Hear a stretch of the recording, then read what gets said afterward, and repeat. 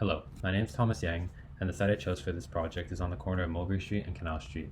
specific to the Chinatown in Manhattan, New York City, focusing on the street fruit vendors that inhabit this site. When presented with the project prompt of choosing a public space that sparks inspiration, the fruit street vendors of Chinatown stood out to me. In both being a user of the site and being Taiwanese, I found a specific interest in exploring this particular environment and the effects that both the global pandemic had on the site as well as the political climate that came with the pandemic. Delving right into the field notes that were kind of going on and being annotated during my observations of these three distinct times to kind of get a holistic day of the street food vendors, and then applying that raw data to kind of creating a more concise mind map, and then with this sparked some potential concepts for design, but more importantly kind of creating a more formal observational analysis in terms of the color mapping, the texture to give the mood, or the scent and the sound mapping to give different types of perceptions that were going on. And then with that led to the exploration of two design opportunities, one being COVID-19 and health and the effects that they have on the site.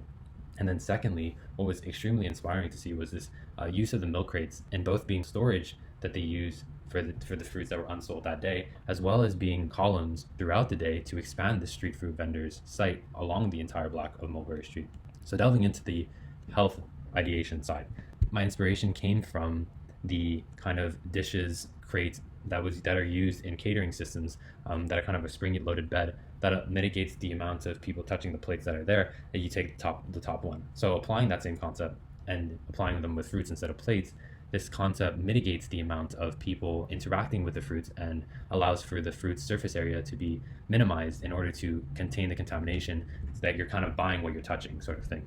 And then applying this plexiglass that allows for protection of the user as well as the vendor, and then the small details of storage and the keeping the scale of how they weigh their fruits the same, because I would notice that was working for them. And then moving into what will be my more follow through ideation is the storage and the modularity of the crate, this being the foundation of their site, and it being extremely important because it's what allows them to expand and both transport their fruits to the site. Applying a collapsibility allows for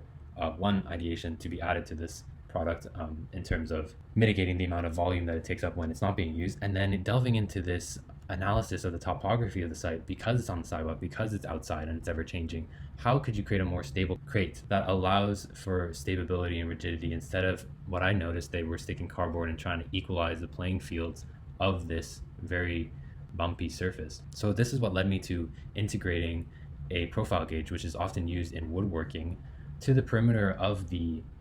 crate itself, as you can see over here. This allows for a rigid formation and kind of mimicking of the ground that allows for extreme stability in the columns that support their livelihood, and you don't want the fruits to be rolling off and being bruised. And this is the animation of the crate being unfolded and refolded. And then if you look at the site, and what I was saying before about fruits rolling off and the risk of that, is that these fruits are what these vendors are there to sell. Their livelihood, their support to their families depends on them selling these fruits. If they're falling on the floor, if they're being contaminated, if they're being bruised, if they're being crushed, then they're unable to support themselves. And then creating and looking at this harsh 5-degree angle that they have to deal with, and the different bumps that you see and the different cracks of the street, this design proposition allows for the crate, this is the product now, using the profile gauge, these pink pins here, that allows for a constant 90-degree angle to exist, even in the same 5-degree ground, and allows for the fruits to be more stable on the crates themselves. When dealing with this ideation process and going through it, this allowed for solidification in my design ideologies, and what led me to choosing this cart in the first place is I really believe that a designer ought not only focus on looking for the problems to fix, but instead observe what is working and apply a designer's knowledge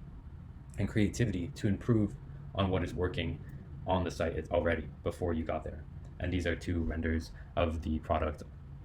that I had done with the fruits installed in them. Thank you.